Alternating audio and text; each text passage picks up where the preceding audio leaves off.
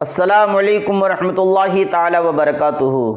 تمام تعریفیں اللہ کے لیے جو تمام عالمین کا رب ہے۔ پڑھیے درود پاک صلی اللہ تعالی علیہ وسلم۔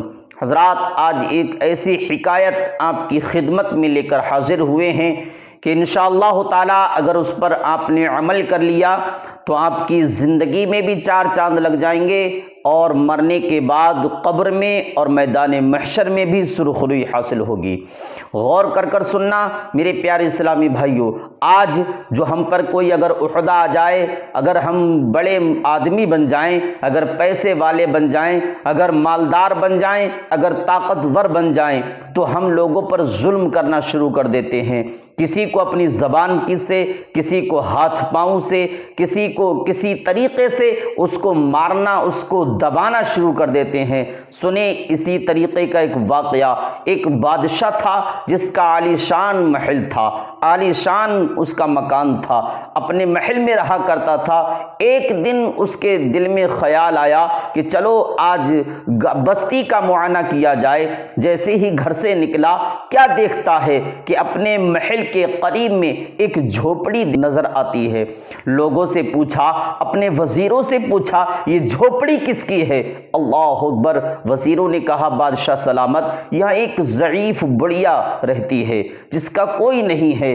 اللہ اکبر! کہا، اچھا، اتنا عالی شان محل میرا، اس کے برابر میں یہ جھوپڑی، یہ شو بگاڑتی ہے میرے محل کی، یہ میرے محل کی رانائیاں ختم کر رہی ہے۔ بادشاہ نے حکم دیا کہ اس جھوپڑی کو ختم کر دیا جائے، منہدم کر دیا جائے۔ بادشاہ کے اس حکم کے فوراً پاتے ہی اور آپ کے وزیروں نے، اس بادشاہ کے وزیروں نے اس جھوپڑی کو ختم کر دیا۔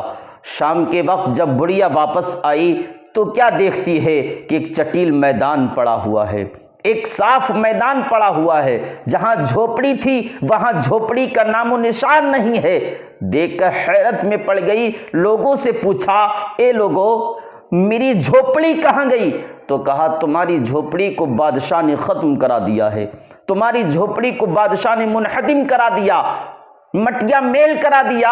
اللہ اکبر! یہ جملے سنے دل پر ایک تیر جیسا لگا، آہ بھری۔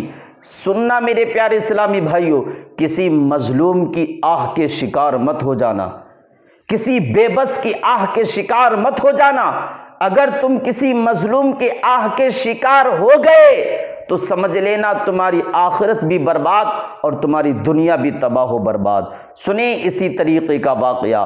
جب وہ ظالم بادشاہ جھوپڑی کو گرا کر کے چلا گیا، بڑھیا واپس آتی ہے، ایک آہ بھرتی ہے اور مولا کی بارگاہ میں عریضہ پیش کرتی ہے، ہاتھوں کو دراز کرتی ہے، مولا، میں تو نہ دیکھ رہی تھی، میں تو اپنے گھر میں اپنی جھوپڑی میں موجود نہ تھی، اس منظر کو میں نے تو نہیں دیکھا تھا۔ کیا مولا تو بھی نہیں دیکھ رہا تھا؟ اللہ اکبر! کیا مولا تو بھی اس منظر کو ملاحظہ نہیں کر رہا تھا؟ تو نے اس کا بدلہ کیوں نہیں لیا؟ اللہ اکبر! میں ایک جھوپڑی میں رہتی تھی، میرے رہنے کا ٹھکانہ تھا، وہ بھی ٹھکانہ ختم ہو گیا ہے۔ اے مولا، میں کہاں رہوں گی؟ قسم خدا کی، تاریخ گواہ ہے، بڑھیا نے الفاظ کہے تھے، اللہ رب العزت نے فوراً حضرت جبرائیل کو حکم دیا، اے جبرائیل جاؤ، اور جانے کے بعد اس بادشاہ کے محل کو پلٹ کر رکھ دو۔ اللہ اکبر! حضرت جبرائیل اللہ کا حکم پاتے ہی زمین پر آتے ہیں اور اس بادشاہ کے محل کو پلٹ کر رکھ دیا۔ جتنے لوگ تھے سب ختم ہو گئے، محل بھی ختم ہو گیا۔ یہ ظالم کی دنیا میں سزا تھی۔ اگر تم ظالم ہو تو اپنی دنیا میں بھی اور آخرت میں بھی سزا پانے کے لیے تیار رہو۔ اب چاہے وہ ظلم اپنی زبان کی وجہ سے کسی پر چلایا ہو، چاہے وہ اپنے ہاتھوں کی وجہ سے چلایا ہو، چاہے اپنے عہدے کی وجہ سے کسی پر جمایا ہو، چاہے اپنی طاقت کی وجہ سے کسی پر روب و دبدبا تم نے اپنا دکھایا ہو، اگر تم کسی پر ظلم کر رہے ہو کسی بھی طریقے کا، تو سمجھ لو اس کی آخرت میں تو سزا ہے ہی، لیکن دنیا میں بھی اس کی سزا تمہیں ضرور ملے گی۔